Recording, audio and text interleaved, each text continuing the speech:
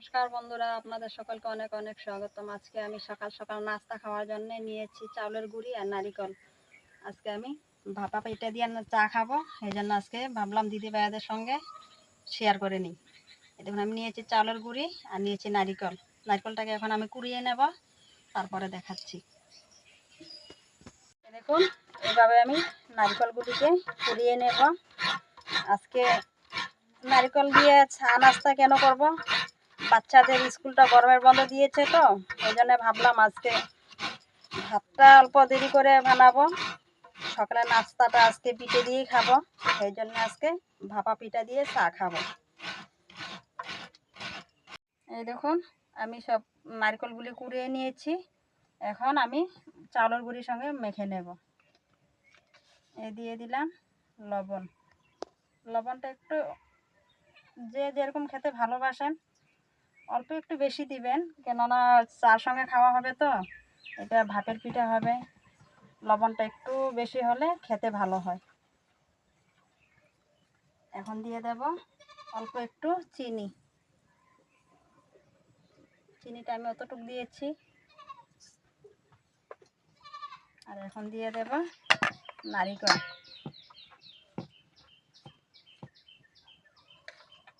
নারিকেলটা দিয়ে ভালো করে আমি মেখে নেব।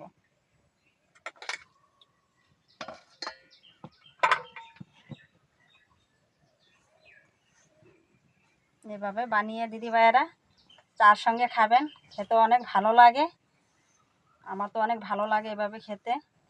সেই জন্য ভাবলাম আজকে দিদি ভাইয়াদের সঙ্গে আমি শেয়ার করে নিই, বৌদিমণিদের সঙ্গে শেয়ার করে নিই।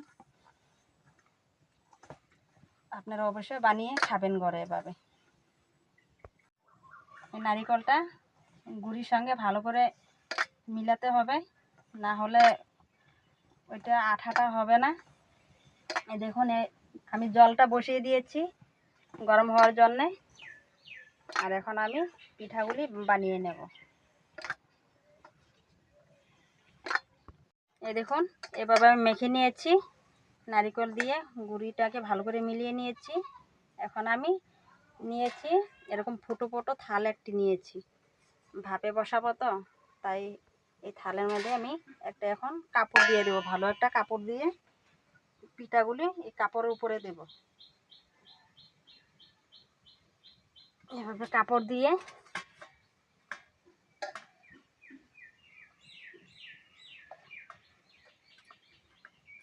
দিয়ে দিলাম। এখন আমি এই দেখুন, আমি লাইটের বাল্বের বাটি একটি নিয়েছি। ছোটো ছোটো করে বানাবো, তো আপনারা ইচ্ছা করলে আপনারা বাটি দিয়ে বানাতে পারবেন। আমি ছোটো করে বানাবো, তাই আমি লাইটের বাল্বের বাটিটা নিয়েছি। এভাবে ঘুরে ঘুরে দিয়ে হাত দিয়ে চেপে চেপে ভালো করে বসাবো।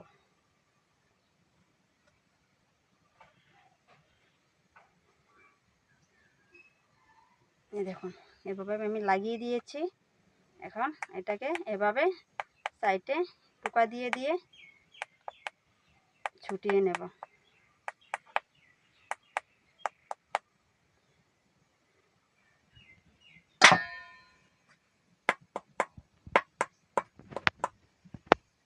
এই দেখুন কি সুন্দর হয়ে গিয়েছে। এভাবে আমি সবকটাকে বানিয়ে নেব। এই দেখুন, এভাবে আমি বানিয়ে নিয়েছি সব কয়টা। এখন আমি ভাপে বসিয়ে দেব। কাপড়টা দিয়ে এভাবে ঢেকে দেব। জলটা তো আগে বসিয়ে দিয়েছিলাম, জলটা ফুটে গিয়েছে, ভাপ উঠছে। এখন আমি থালটাই ডেগের উপর বসিয়ে দিয়েছি। এখন আমি একটা ঢাকা দিয়ে দেব। এভাবে আমি 10 মিনিট রেখে দেব ভাপের উপরে। তারপরে আমি ঢাকনাটাকে সরিয়ে পিঠাগুলি নামিয়ে নেব। 10 মিনিটের জন্য আমি ঢেকে দিয়েছিলাম পিঠাগুলি দিয়ে, এবং ঢাকনাটাকে আমি সরিয়ে নিচ্ছি। কাপড়টা এভাবে সরিয়ে নেব। দেখুন, আমার পিঠাগুলি কি সুন্দর সিদ্ধ হয়ে গিয়েছে। এখন আমি ঠান্ডা হওয়ার জন্য রেখে দেব।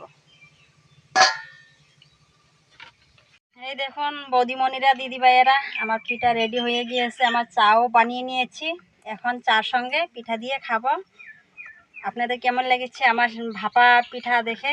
যদি ভালো লাগে থাকে অবশ্যই লাইক এবং সাবস্ক্রাইব করে আমার পাশে থাকবেন। ভালো থাকবেন, সুস্থ থাকবেন, আর এভাবে পিঠা বানিয়ে ঘরে খাইয়ে ট্রাই করবেন।